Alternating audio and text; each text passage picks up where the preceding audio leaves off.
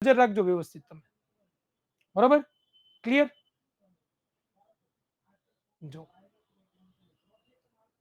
આવી રીતે તો ઘણા બધા અલગ અલગ જગ્યાએથી સૂર્યપ્રકાશના કિરણો આવતા હોય અને જ્યારે આની ઉપર પડે ત્યારે પૂર્ણ આંતરિક પરાવર્તન, જો અહીંયા 2 વખત પૂર્ણ આંતરિક પરાવર્તન થાય છે, દેખાય છે? 2 વખત પૂર્ણ આંતરિક પરાવર્તન થયું. તો આવી રીતે છે એ નાના નાના નાના નાના નાના નાના, બરોબર? ચાલો, પ્રકાશ રચાતા હોય છે.